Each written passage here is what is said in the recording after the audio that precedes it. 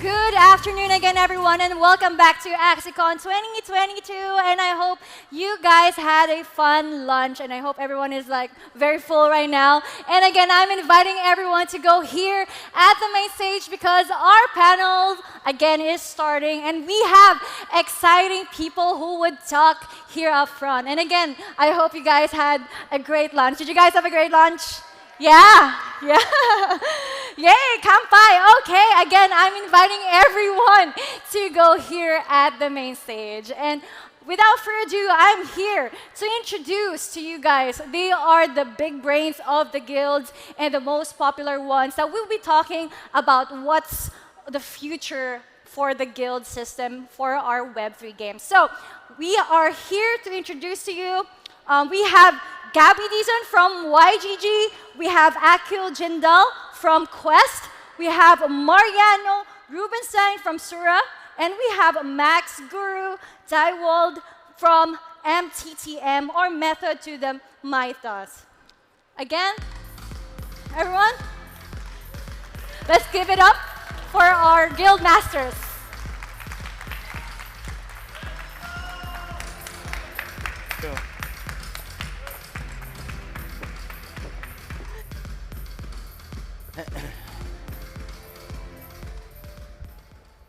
All right, can you guys hear me okay? Fantastic. What's going on, everybody? So I see a lot of familiar faces as well as some new faces here. And I know there's a lot of people who are also watching the stream right now. So hello to every Lunatian. So my name is Max. I'm better known as 0x Guru in the Web3 space. I am the founder of Method to the Mythos, MTTM Guild. And we've been around for a while. Of course, not quite as long as another gentleman here, but we are very heavily committed to Web3 as a whole, and Axie Infinity is our foundation. So I am super excited to be here. I thank you guys all for tuning in or hanging out in the audience. So without further ado, let's get started. Today, we are going to be talking about an extremely hot topic, and that is guilds in Web3. Right? Everybody has been having their eyes on guilds since pretty much the beginning of Axie Infinity's blow-up, because guilds were everything.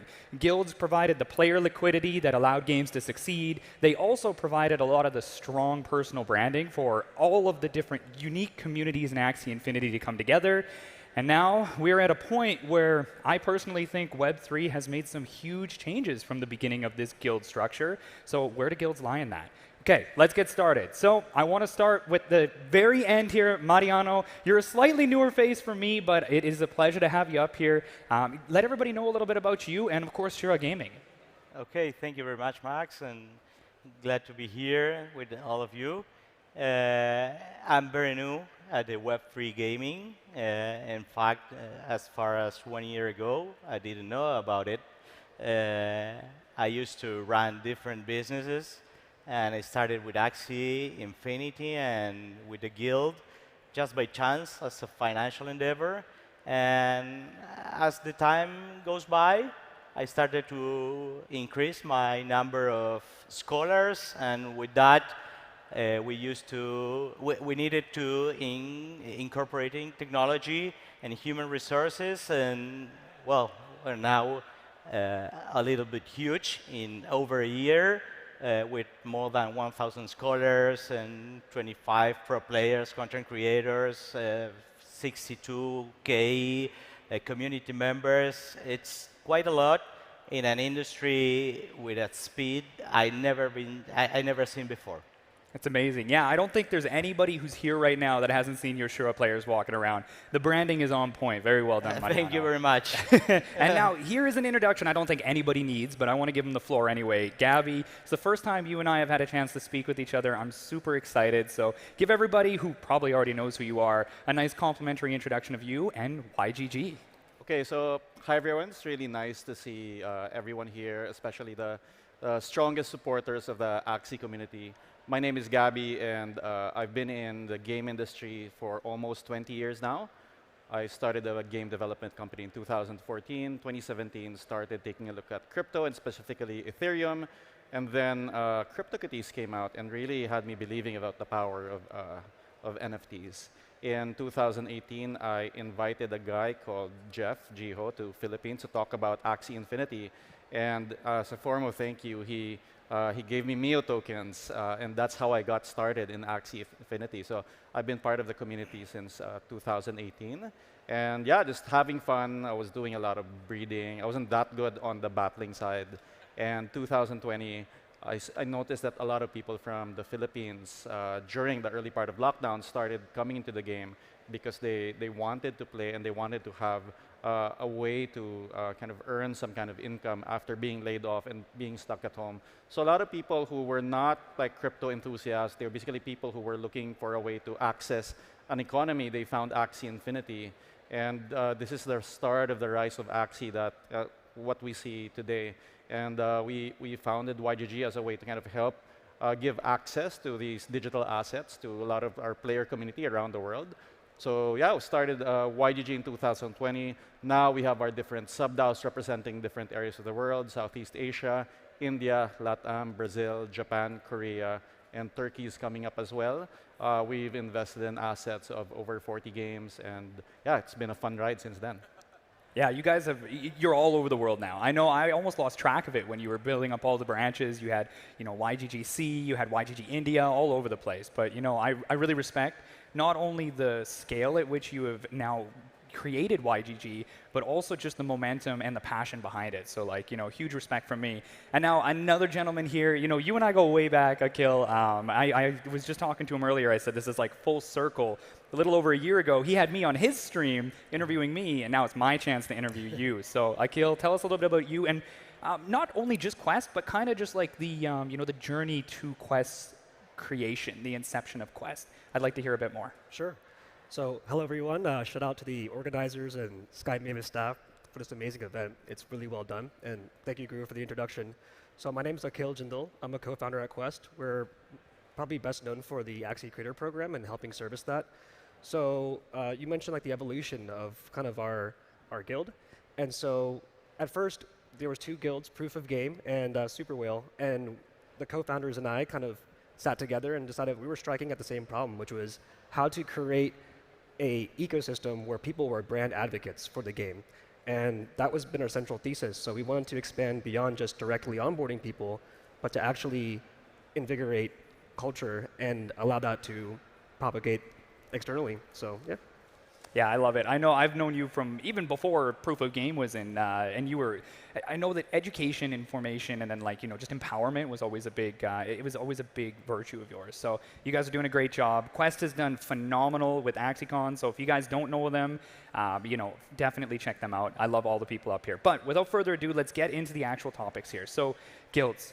Guilds, for the longest time, have been known, obviously, for the investor-to-scholar relationship that is created. A lot of guilds will end up putting forth a lot of assets and then bring in scholars, or I guess we could call them scholars. There's all sorts of different words for them, sponsors, partners, etc. But we started as bringing in scholars to be able to play, and then those scholars would end up creating, or at least maintaining, a relationship with the guild themselves, split the earnings, and that was kind of this harmonious relationship where people could come in without putting their own risk of their own money or assets forward, utilize the guild assets, and then the guild would profit as a result.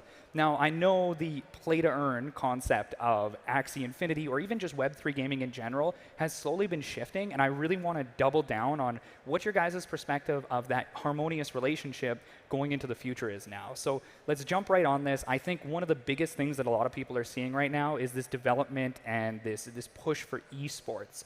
Right? Esports has become so synonymous with a lot of the biggest guilds. I myself just launched my esports program. Quest has been killing it in esports. YGG, you guys got some serious esports players.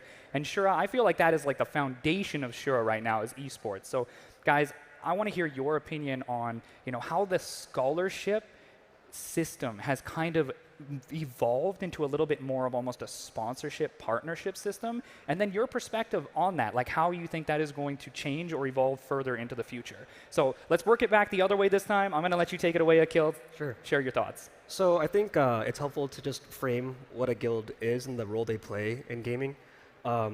They serve two primary functions. One is growth and the other is retention, and it's a function of basically product cycles. So during bull runs, guilds will primarily onboard users, whether that's through direct acquisition by asset lending or just from vibes because you're the best and people want to be a part of the best. And then with retention, it comes back to the same core principle of community building as well.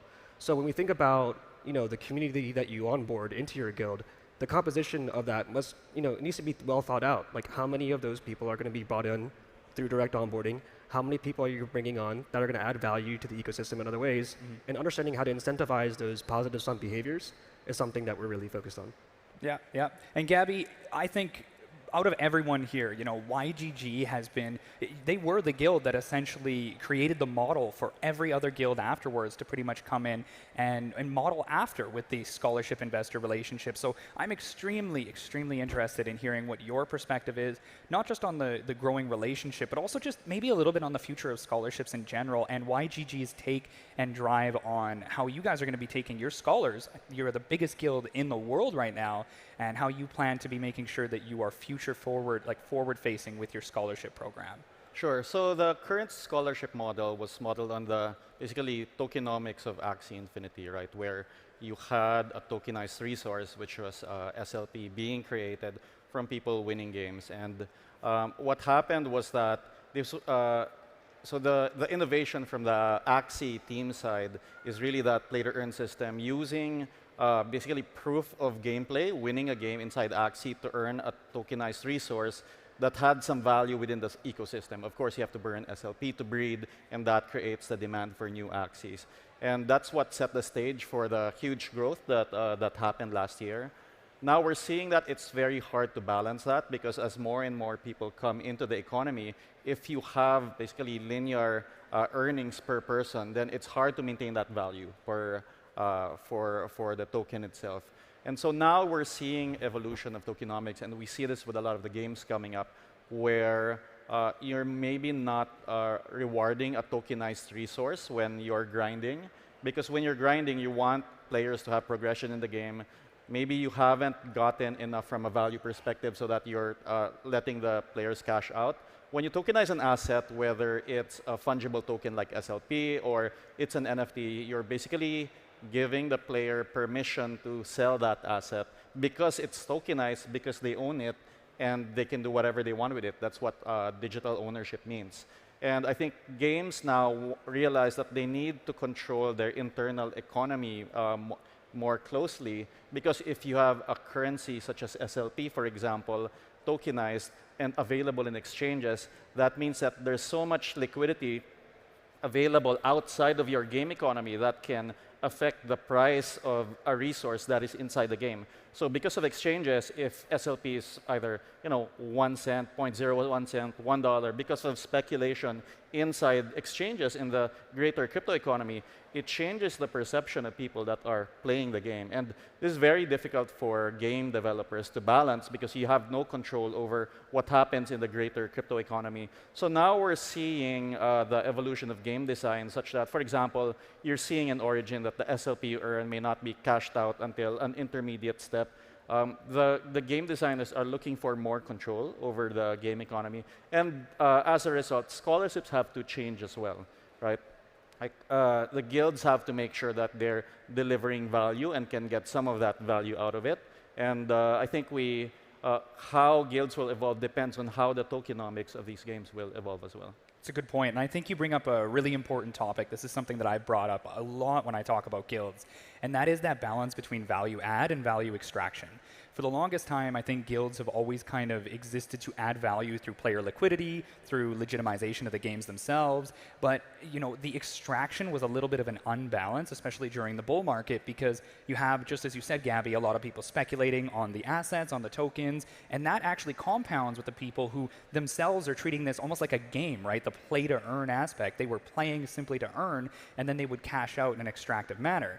Now we got to look at value adding, and value adding can be done in a variety of different ways, one of which is obviously being able to bring in branding, esports involvement, etc. So Mariano, I know this is one of your expertise. How is Shura looking at this situation of adding value to an ecosystem? And I think I have a general idea of how you're approaching it, but what is your take on it? How are you guys trying to add value to the games and the ecosystems you're involved in rather than extract it? Absolutely. I think at the beginning, everyone was buying NFTs and renting to the scholars. It was mostly a financial involvement as a guild. But when the market crashed, we saw in our community that they were asking for different things. So we started working with the University of Buenos Aires, with the Artificial Intelligence Laboratory, and we have created postgraduate studies in a partnership with Axie Infinity and the University of Buenos Aires on gaming and metaverse. And now the program is running, and it was a huge success because many people wanted to learn about gaming, general knowledge, and everything. And we believe that education is the base of guilds in the future. So we are not just keeping that. We are launching 2 new programs on training.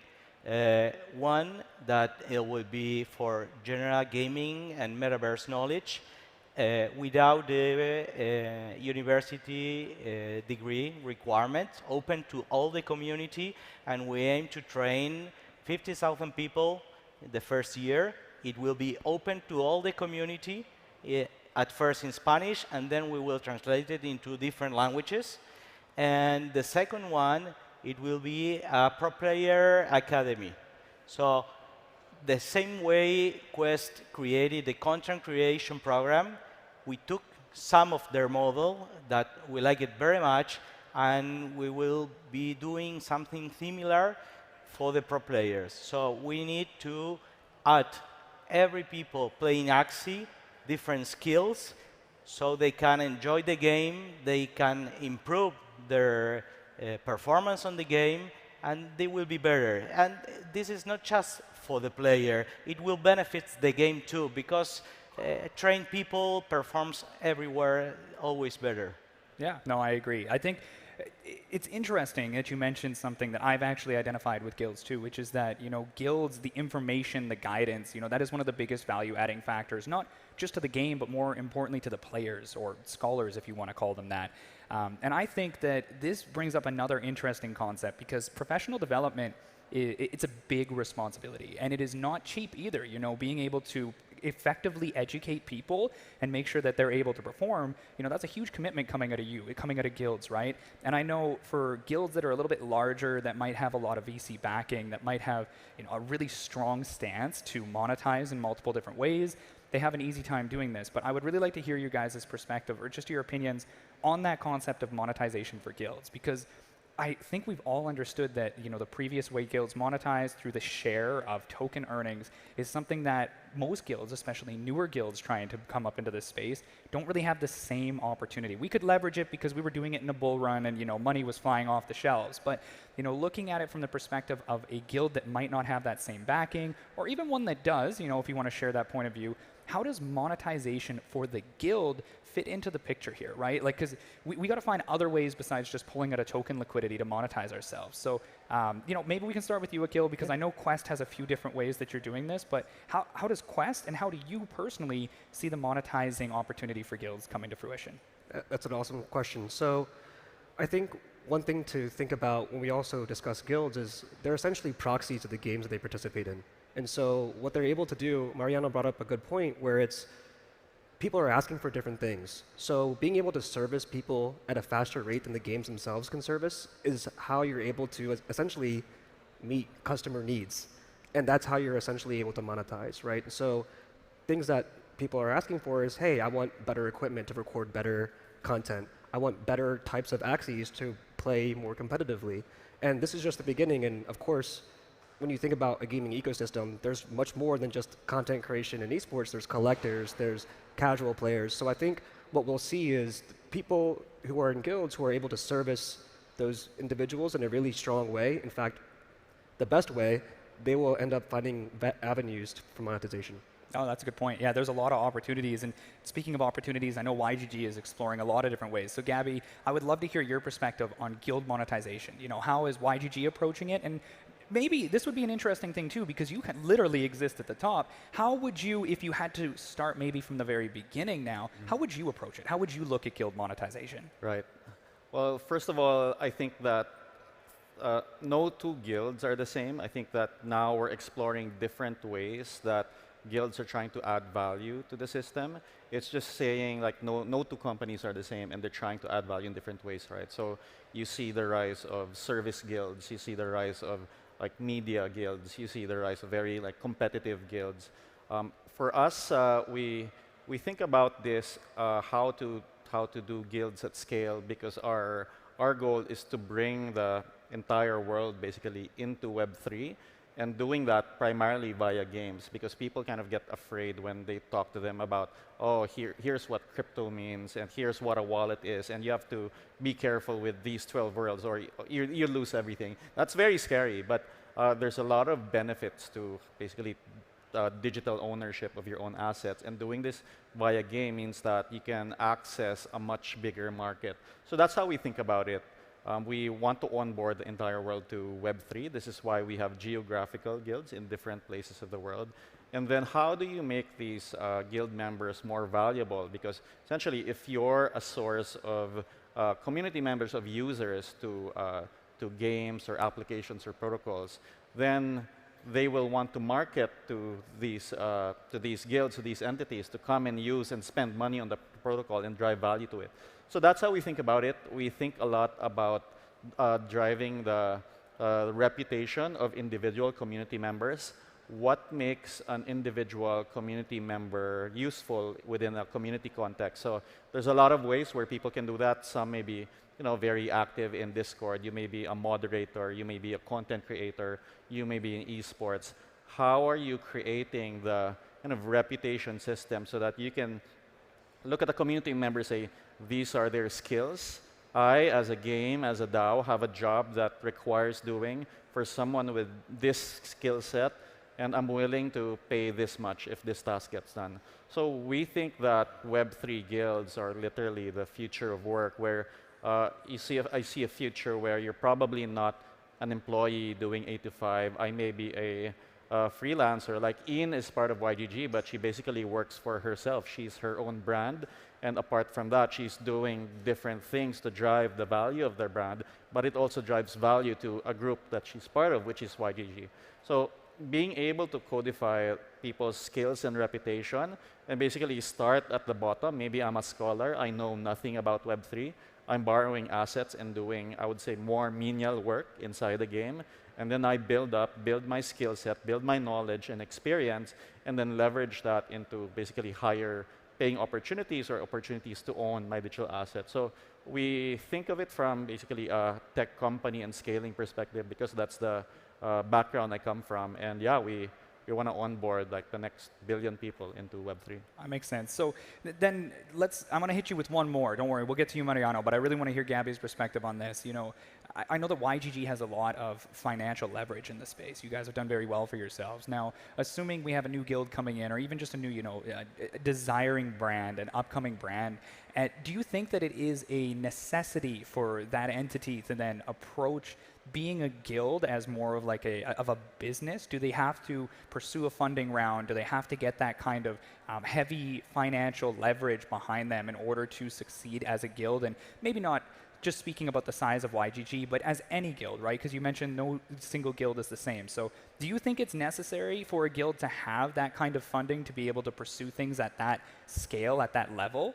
No, definitely. It really depends on what your goals are. And a guild may be a group of people and their friends playing a game and sharing their assets, and that's completely fine. A guild may be top-tier competitive esports team that is really want to place at all of the tournaments and get brand sponsorships, and that's great. A guild may be something that is going to be basically onboarding layer for users and have a tech stack, which is what we're doing, and that's great as well. So I don't think that funding is needed, at least outside VC funding, because that comes with its own costs. Of course. You are asked to grow a certain amount. They have to be able to cash out later on. And there's also a lot of pressure that comes with that. So it's good to know what your goals are with starting a guild. And if you want what is essentially like a World of Warcraft guild with a treasury, that's fun as well. No, I agree. Actually, I talked about that in one of my articles. I said, I think Web3 can truly say that we have wide adoption of gaming once we have casual guilds. We need more casual guilds. Guilds don't need to be these giant financial entities. That's just a personal take of mine, but I'm happy to hear you share the same perspective here. And Mariano, what's your take on this? Do you agree with this? Or like, do you think, from your point of view, you guys are obviously approaching being a guild like a very serious business with professional development. Do you think that it's very valuable to have guilds on the other side that are more casual? Or do you think that they're kind of classified differently? Yeah, we're a little bit different than most guilds. We haven't been funded so far.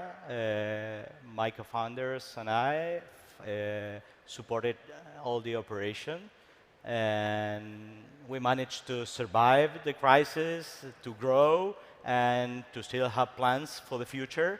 So we have a different approach. We think that we are a link between games and gamers. So we try to understand what games need and what gamers need. So putting ourselves in the middle and trying to understand both parties, we try to monetize on that interchange. So we have some agreements with games that usually sell lands or NFT or tokens to guilds, but those tokens or those assets are lying down and no one is using it. So our approach is to bring community. So we partner a game and we bring community, we bring a sense of belonging, we create events, online, IRL, esports. So that's what Web3 is about. It's about ownership too, but it's about community. Everyone wants to play with a community. We have some examples of people who can buy their own assets any way they want to play with us. And when we asked them why, they said, because you are giving me training, you are giving me coaching, you are giving me a sense of belonging, and I perform very much, I perform better playing in a team than playing by myself. So I'm willing to share my profit with you. Yeah, no, that's a good point of view. And I think we're getting close to the end here, so I want to do a quick little fire round, because this is one thing I think is going to be very valuable for anybody who's considering making a guild, being part of a guild, or just in general, understanding guilds as we go forward. So we're going to start with you, Akil. I want you to tell me what you think the upcoming biggest challenge for guilds going into the future of Web3 is, and how maybe you would address it. Make it quick. Let's do it. Yep. All right. Biggest challenge, I think, is going to be decoupling your guild size based on your direct onboarding. So we need to broaden our perspective in terms of how we onboard people into our ecosystem. And if it's just through direct asset lending, I think that's going to be a challenge that we all have to face. Oh, 100%, yeah, big one. Gabby, what do you think? So guilds that depended on like yield for revenue, I think that model is going to go away in the near term. I think the rise of like service-oriented, media-oriented guilds are really going to rise because these are kind of in tune with what the goals of the games are. So yeah, so for those guilds that had dependent on scholarships for basically revenue, I think this year is going to be tough for them. But for those that build out the skills that games would want to have as part of the ecosystem, I think they're going to do well. No, I'm happy to hear that. And Mariano? Yeah, we're just worried about bringing our community more games, fun games to play. On the top of that, of course, they want to make money, and we want to make money. This is a business, of course. And we are providing also games with different kind of tools, feedback, and technological tools we have developed for ourselves, and putting them available to help serve other guilds smaller. Okay, so let me just wrap it up here with my point of view, because I've been interviewing you guys, but I want to share my point of view too, because MTTM is another guild that is completely privately funded. Me and my core team, we did quite well over the bull run, so we were blessed to be able to privately fund our initiatives. But I think one of the biggest things, you both had mentioned it, even you, Mariano, is that guilds that currently are relying on what was a inefficient and elementary tokenomics play-to-earn games are going to struggle very heavily into the future. We're already seeing it with the bull. I've seen so many guilds that have just been shaken out. I do a lot of independent consulting. So these guilds, if they're not already dead, they're just hanging on by a thread. And I'm telling you right now, if you don't find a way to value add to put yourself in the market, you're going to be shaken out even more. And another thing, I like that you mentioned it, Mariano, is going to be the game side of it. You know, I think as a guild, you have to be realistic about your timeline and how involved you're going to be with the ecosystem based off of that timeline. Right now, Axie is really one of the only staples that guilds can almost like build on top of. You know, we have grants for esports, etc. We have a huge fleshed out game, but we are waiting for more games to come into the space, and there's a lot of them. You know, I think there are some amazing games out there in development, but I think as a guild, we got to be smart about how we put ourselves out there and how serious we get with being involved in the gaming ecosystem while we are still in a very young phase of Web3 gaming. I think everybody wants to be fast, fast, fast, but when it comes to guilds, you have to be very methodical. You have to be critical and strategic about how you enter the space, how you scale in the space, and then how you will maintain what you are in the space. So guys, I just wanted to thank you all once again. We're wrapping this up here, but it was incredible. I loved hearing your perspectives on guilds. I think guilds is a topic, you know, 30 minutes just doesn't do justice for. So hopefully we can get back together later on and chat about this a little bit more, because I know there are a lot of questions people probably have on top of it. But thank you guys very much. I appreciate it. And thanks to everybody here.